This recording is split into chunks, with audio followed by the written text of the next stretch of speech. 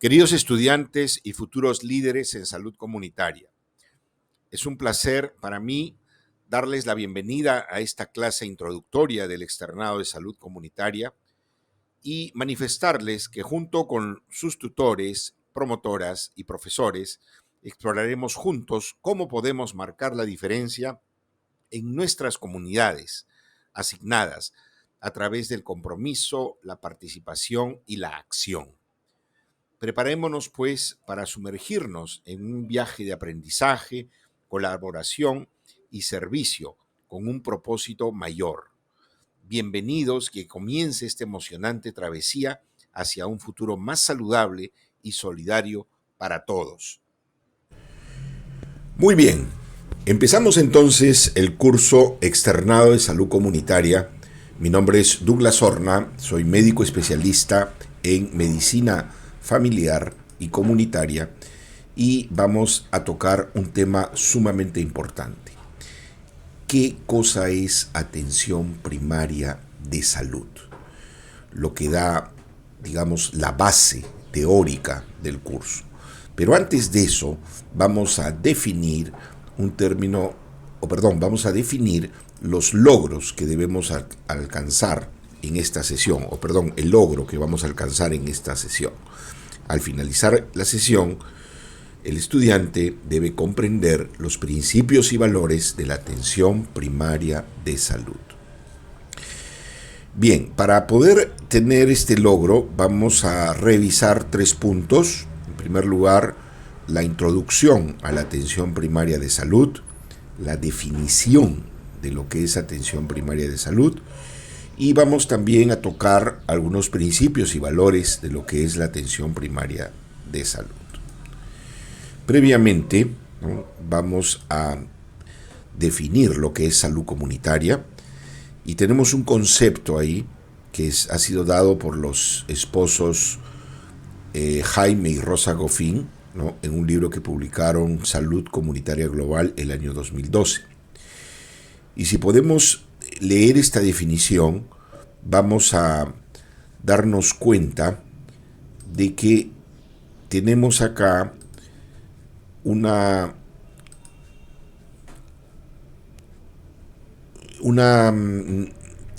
definición donde se destaca la importancia de la participación activa de la comunidad en la promoción de la salud y la prevención de enfermedades, así como la necesidad de abordar determinantes sociales, económicos, culturales y ambientales de la salud. La salud comunitaria se basa en la idea de que la salud de una comunidad está influenciada por una variedad de factores, ¿no?, y que la colaboración entre los miembros de la comunidad y los profesionales de la salud es fundamental para mejorar el bienestar de todos.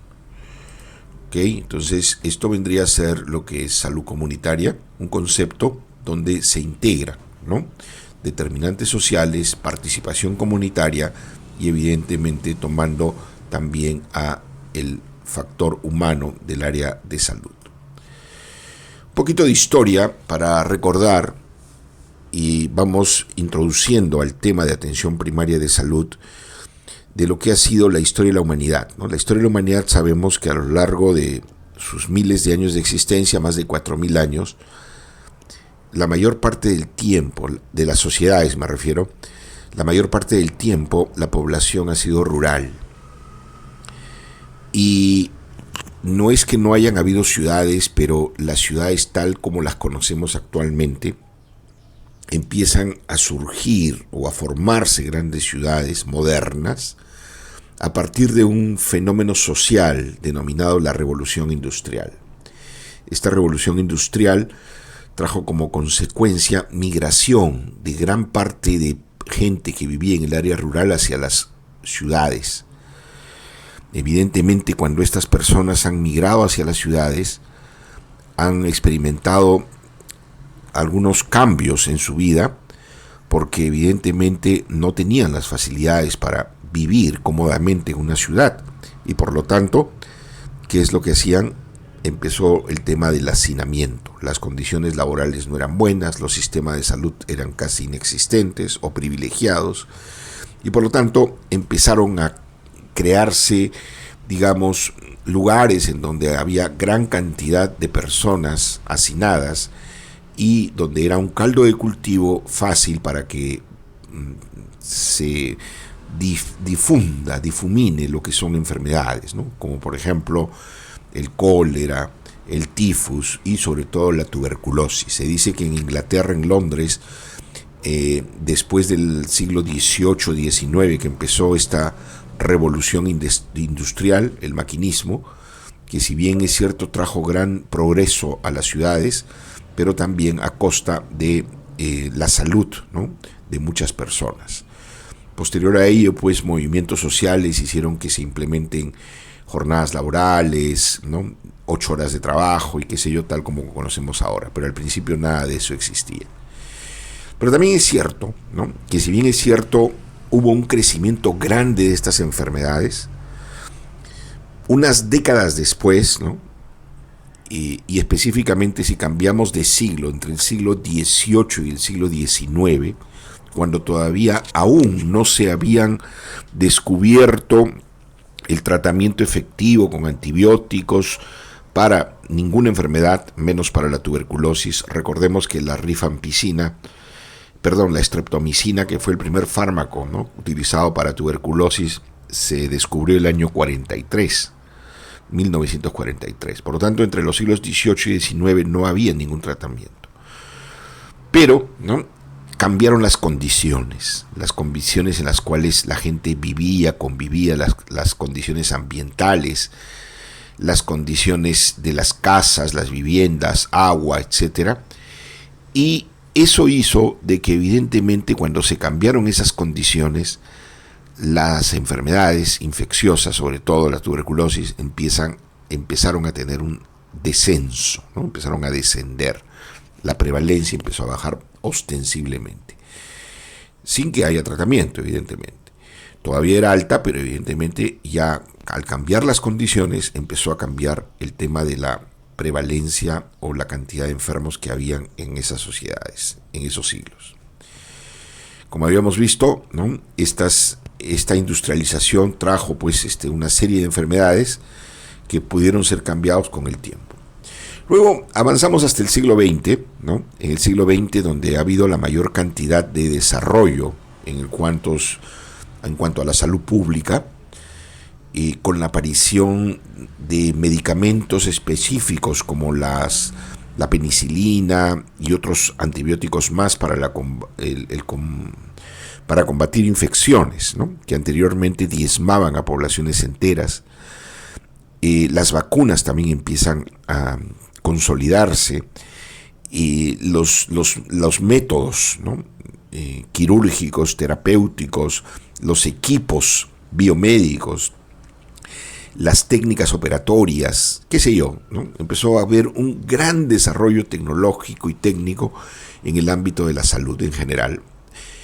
Pero lamentablemente todos estos avances estaban restringidos a ciertas poblaciones, no estaban al acceso de la mayoría, ¿no? En primer lugar, que estaban en ciertos países, y en esos países también estaban disponibles para no toda la población. Sin embargo, poco a poco se popularizaron y mucho más gente en estos países empezaron a acceder, ¿no? En los años 60 del siglo pasado proliferaron pues movimientos sociales, económicos, políticos, ¿no? Uno de ellos fueron, por ejemplo, el movimiento hippie, los grandes conciertos de rock, ¿no? Por ejemplo, acá tenemos una imagen de lo que fue Woodstock en el año 1969. Lamentablemente también proliferaron mucho las drogas, el sexo desenfrenado y sin protección, porque supuestamente el ser humano había alcanzado un nivel en el cual podía prácticamente ser autosuficiente, ¿no? Cualquier infección la podíamos combatir, cualquier problema lo podíamos solucionar, ¿no? Ya teníamos métodos anticonceptivos, empezó a proliferar el tema del aborto, y bueno, ¿no? Sin embargo, ¿no?, llegó un remesón para la humanidad, ¿no? Ya estamos hablando de los 70s tardíos, inicio de los 80s, donde a nivel mundial aparece esta enfermedad desconocida, que fue, digamos, un remesón para lo cual no había una respuesta, y esa respuesta tardó todavía muchos años en darse, ¿no? Para lo que fue el VIH-Sida en su momento.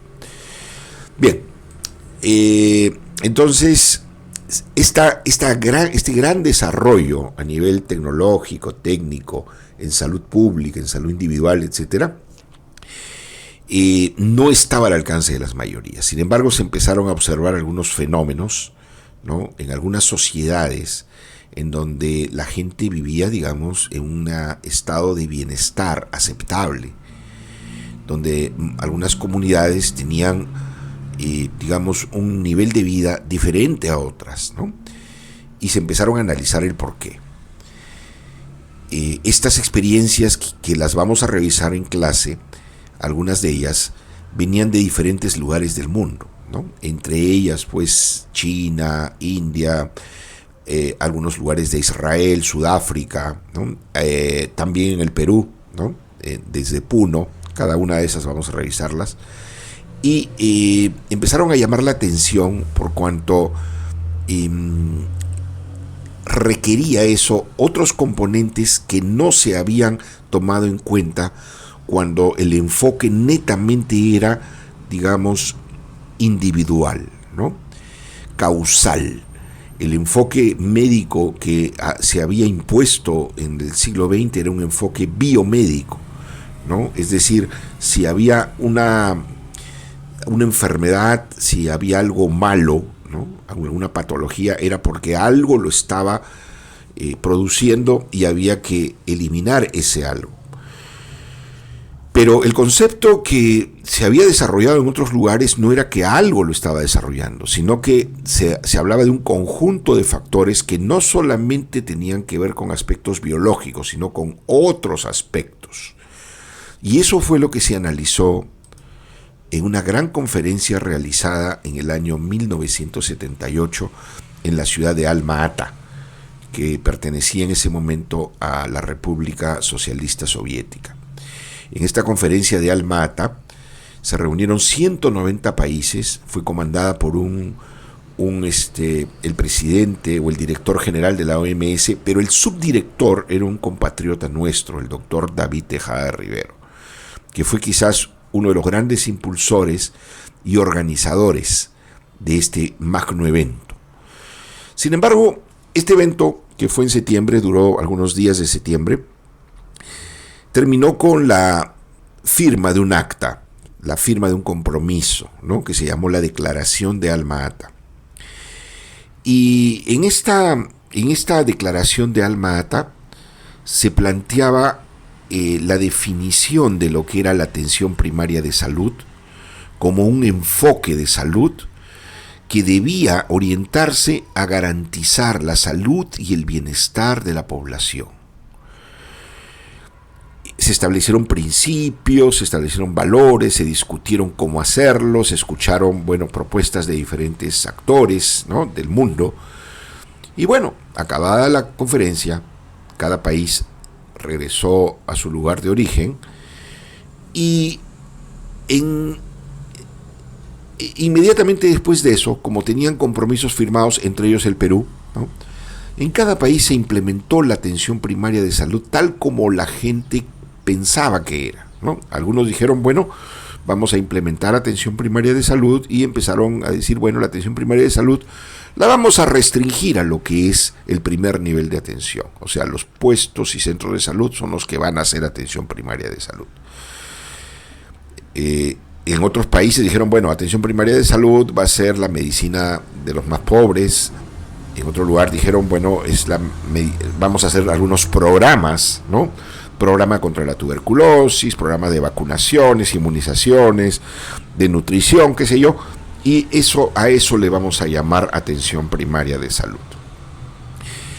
De tal manera que pasaron los años, ¿no? Y evidentemente el desarrollo no fue homogéneo. Cada uno empezó a tener resultados, ¿no? Empezaron a tener resultados de manera diferente.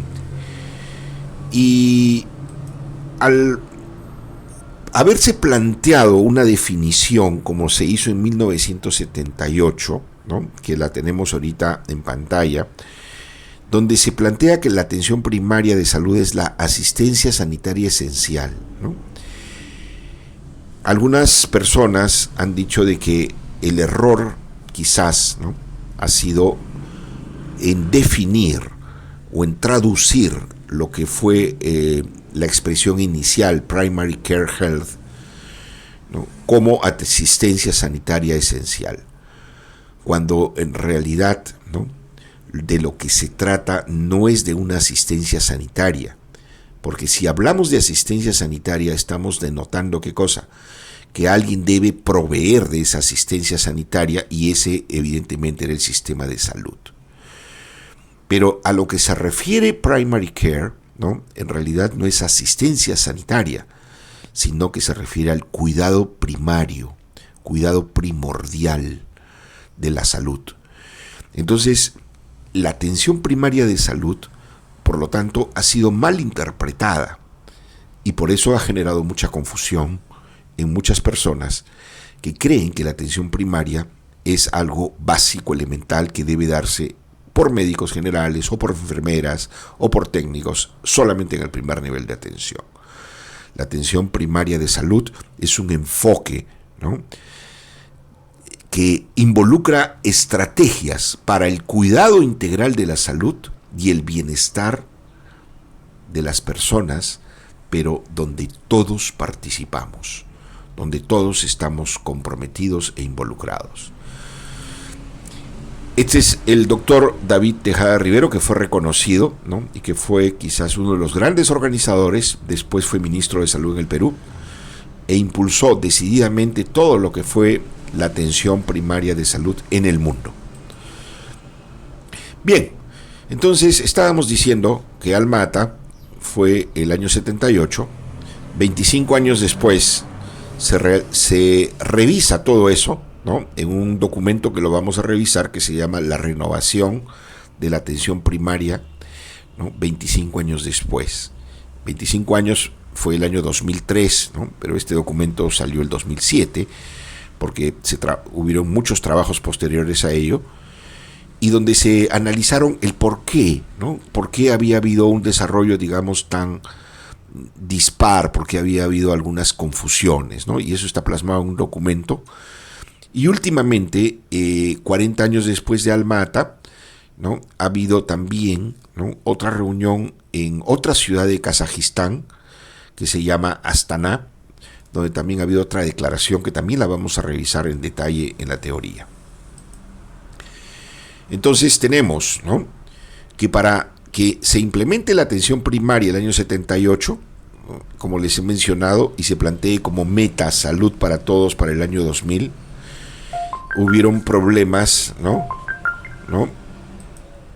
Hubieron problemas de que ya he mencionado, de brechas, ¿no?, en las cuales pues algunos tenían acceso a la tecnología, a los avances, y una gran mayoría no. 25 años después sale este documento donde se hace una revisión de cómo había sido el desarrollo de la atención primaria en diferentes lugares del mundo, ¿no?, hasta que justamente del 25 al 26 de octubre del 2018 en Astana sale una nueva declaración donde se ratifica, ¿no?, la declaración de Alma Ata en cuanto a sus principios, valores, y se proyecta hacia el futuro nuevos retos. Acá están algunos de los enfoques, ¿no?, que fueron analizados en este documento de los 25 años, donde les decía que cómo interpretaron algunos lo que era la atención primaria de salud, por ejemplo, atención primaria de salud selectiva, ¿no?, donde se hacía énfasis a un conjunto específico de actividades de los servicios de salud dirigidos a los pobres, ¿no? Bien, entonces, diferentes interpretaciones que lo vamos a ir analizando. Por temas de tiempo no lo podemos hacer, pero el reto fue ¿por qué debemos renovar la APS? Justamente por eso, ¿no? Porque persistían los mismos problemas. Las brechas no solamente no se habían acortado, sino se habían ampliado. Existía mayor inequidad, si bien es cierto que se habían disminuido dramáticamente las condiciones de pobreza y pobreza extrema en el mundo, pero habían otro tipo de brechas, de barreras que impedían que la gente pueda acceder a sistemas de salud que sean realmente adecuados para ellos. Este es el marco de la APS renovada, donde se plantean, ¿no? Se van a plantear en el año 2003, 2007, entre esos años, qué valores, qué principios y qué elementos fundamentales. Vamos a referirnos solamente a los 3 principales valores que, digamos, dan el contexto o el sustento a todo lo demás: derecho al mayor nivel de salud posible, ¿no? En otras palabras, todos debemos tener este derecho como un derecho fundamental a recibir, ¿no? El bienestar o todo lo mejor para mejorar nuestra salud. Equidad, ¿no? Eliminando, ¿qué cosa? ¿No? Las diferencias que hay entre las diferentes personas, es decir, no todos tenemos las mismas necesidades y por lo tanto algunos necesitan más apoyo que otros. Solidaridad, ¿no? Que significa, dentro de este contexto, de que debemos todos unirnos para poder contribuir a que este sistema funcione y a lograr los objetivos que se plantean de salud y bienestar para todos. Bien, brevemente entonces hemos hecho esta revisión de lo que es atención primaria de salud. Ya en las clases teóricas estaremos revisando en detalle muchos de estos temas que hemos tocado ahora de manera general. Muchas gracias.